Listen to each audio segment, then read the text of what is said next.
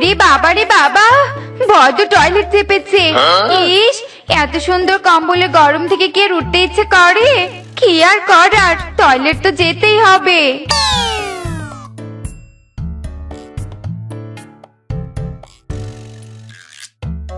Oh no! আমি যখন রাতে ঘুমাতে পারছি না তখন কাউকে আমি ঘুমাতে দিব না।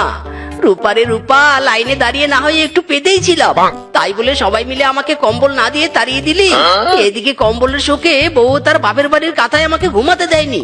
আগুন জ্বলছে আমার মনে, প্রতিশোধের আগুন জ্বলছে। Oh no!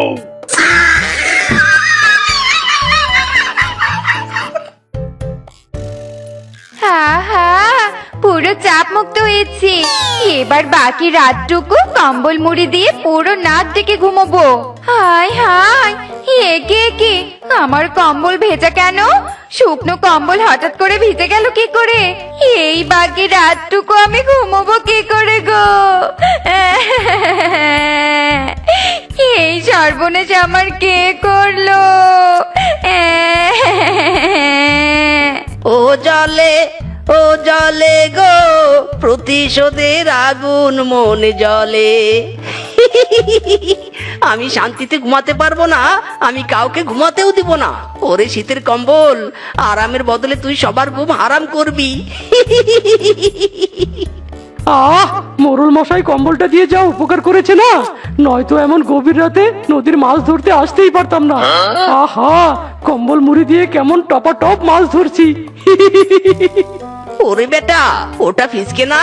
খুব আরামে কম্বল মুড়ি দিয়ে মাছ ধরা হচ্ছে, তাই না? দাঁড়া, তোর আরাম আমি বের করছি। কি করি কি করি, হ্যাঁ পেয়েছি উপায়।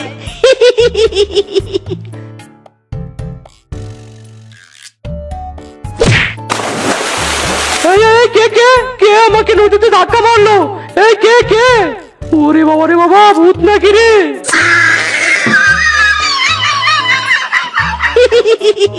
মার গুড়ি মার চক্কা, ফিসকে বেটা ভূত ভেবে দারুণ ভয় পেয়েছে। উফ, আজ রাতে এমন ভাবে সবাইকে কম্বল ভেজা করে যা মজা পেয়েছি না, পুরো লে হালুয়া। কিন্তু রাত তো প্রায় শেষের দিকে, ভোর হতে চললো। যাই, এবার বাড়ি ফিরে যাই।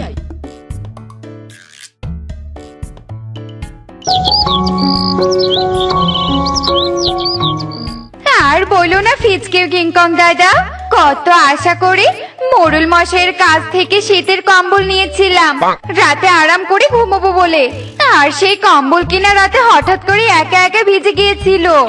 তুই তো এটা বললি, আর আমার দুঃখের কথা কি বলবো? আমাকে তো ভূত নদীতে ধাক্কাই মেরে দিয়েছে। কোনো মতে ভেজা কম্বলে নিজের জীবন নিয়ে বাড়ি ফিরেছি। সবার সাথে একই ঘটনা, কেউ কম্বল গায়ে দিয়ে ঘুমাতে পারেনি, কিন্তু কেন? ওই কেনর উত্তর তোরা কখনোই পাবি না। কাল রাতে তো ঘুমাতে পারিসনি, আর কোনো রাতেই ঘুমাতে পারবি না।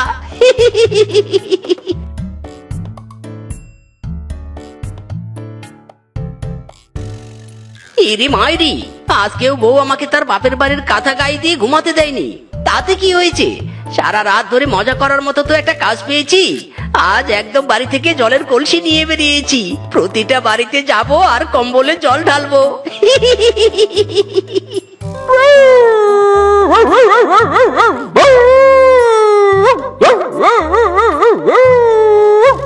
ইরি বাবারে বাবা, এই কুকুরটা আবার কোথা থেকে এলো? হুশ হুশ হুশ, এই বেটা আমাকে কামড়ালে তো সোজা হাসপাতালে গিয়ে 14টা ইঞ্জেকশন দিতে হবে। হাই হাই রে, হুশ হুশ হুশ। ইরি মাইরি রে, এই রাত্রি বেলায় কোন মুসিবতে ফেসে গেলাম গো। বাঁচাও, এই কুকুরের হাত থেকে আমাকে বাঁচাও। কেউ একজন বাঁচাও বাঁচাও বলে চিৎকার করছে না? আরে আরে, ওই তো মিসকে কুকুরের পাদে পড়ে গাছে উঠে চেঁচাচ্ছে। এই কুকুর, এই হুশ হুশ হুশ।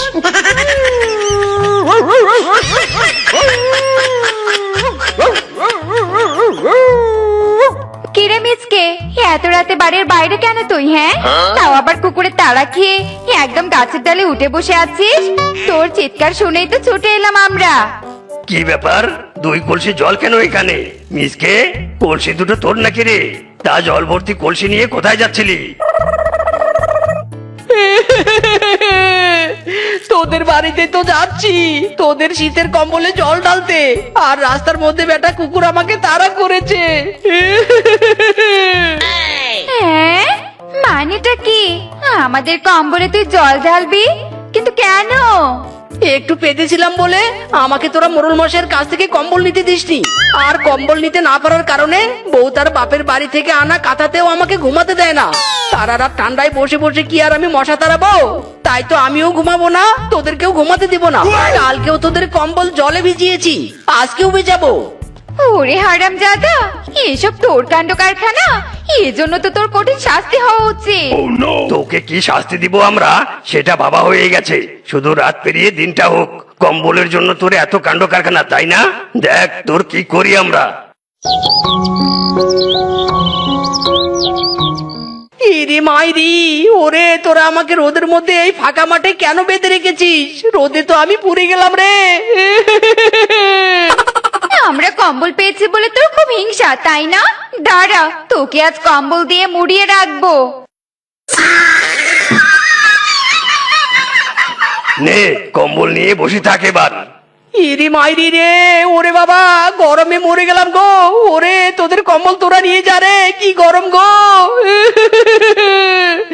আমি আর কম্বলের লোভ করবো না রে। ওরে বাবা রে, ওরে বাবা।